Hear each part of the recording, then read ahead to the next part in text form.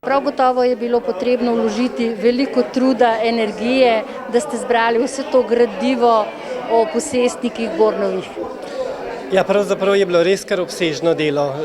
Začel sem knjigo pisati leta 2003, ko sem delal še v Ljubljani na Skladu za kulturne dejavnosti.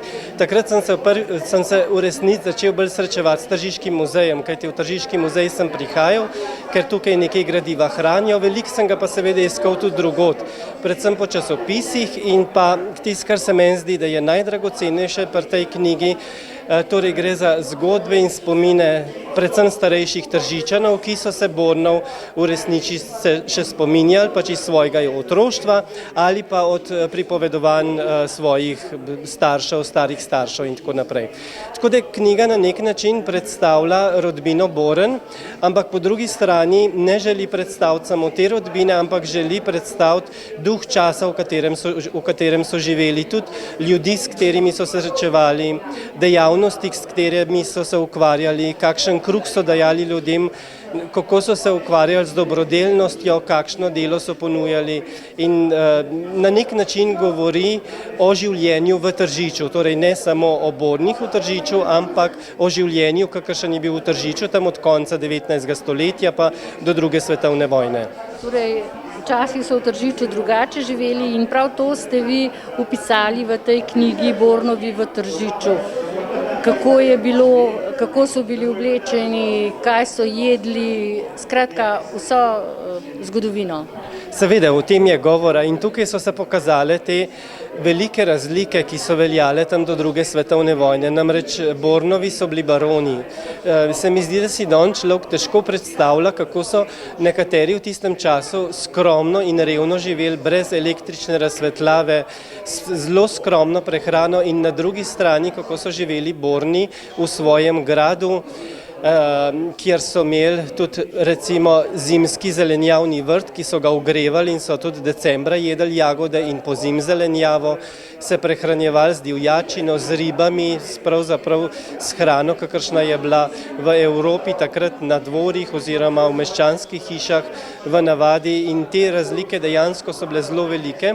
Po drugi strani so pa imeli Borni velike zasluge, da so ljudje v Tržiču imeli delo in plačilo, pošteno plačilo. Vsaj ljudje so izjemno spoštljivo govorili o Bornih, pravzaprav skoraj ni bilo mogoče najti kakšne slabe zgodbe ali pa slabega vtisa, ki bi ga Borni pustili tukaj v Tržič, tako da druga svetovna vojna jih je s Tržiča pregnala, namreč po rodu so bili Judje, poleg tega so bili Nemci, si predstavljate v tistem času, da je bila to ena zelo težka situacija, seveda takrat so odšli iz Tržiča, ljudje v Tržiču so pravzaprav pa hrepeneli, da bi se vrnili in potem po osamosvojitvi Slovenije so se bolj pogosto začeli vračati predvsem tri Karlove hčere, Eli, Reni in Maja, dve sta še živi. Zdaj se pa v Tržič vrača predvsem Izabela Gruber, to je vnukinja Karla oziroma pravnukinja Juliusa Borna, ki je kot prvi Boren prišel v Tržič. In predstavitve se je udeležila tudi vnukinja Karla.